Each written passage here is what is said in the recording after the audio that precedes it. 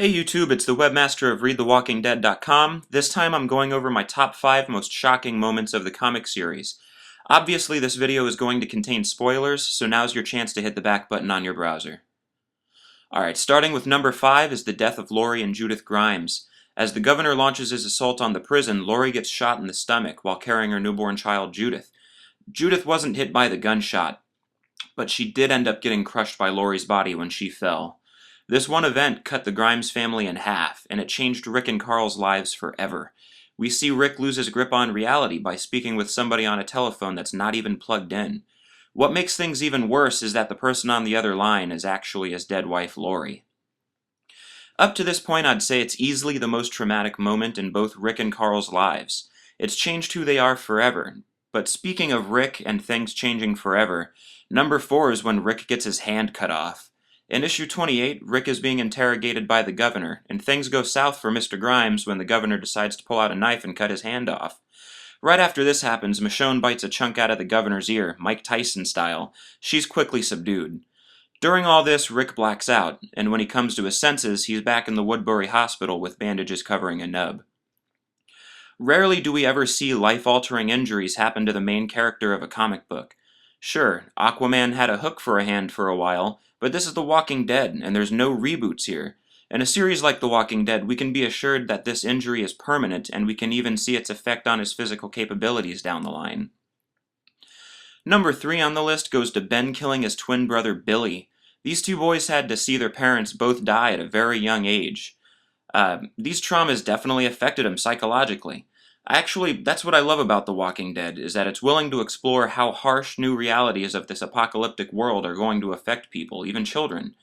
Ben is seen playing with a dead cat prior to murdering his brother, which is definitely not a good sign. After the murder, he attempts to explain himself by saying he thought Billy would come back to life.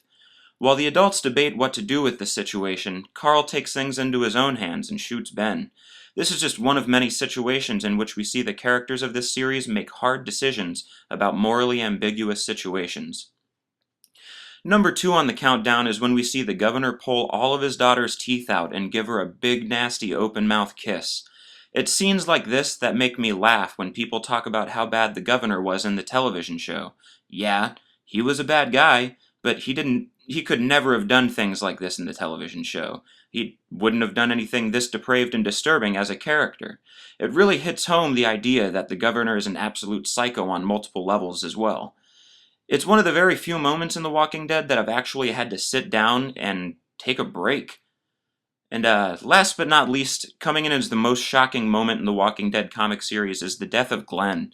Sure, we all know that no character is safe in this series. It's part of what makes it so great. But in issue number 100, we meet a man named Negan, with a baseball bat named Lucille.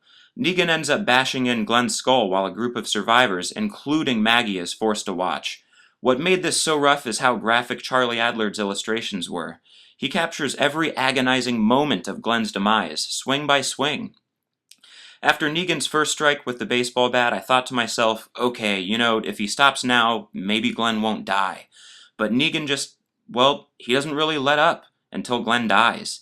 His death is just another reminder that anything can happen to anybody in this comic. Even though Glenn had the second most appearances next to Rick, that wasn't really enough to save him from being killed off without warning. But that's it this time. Thanks for watching. Don't forget to comment, subscribe, and visit our website at readthewalkingdead.com.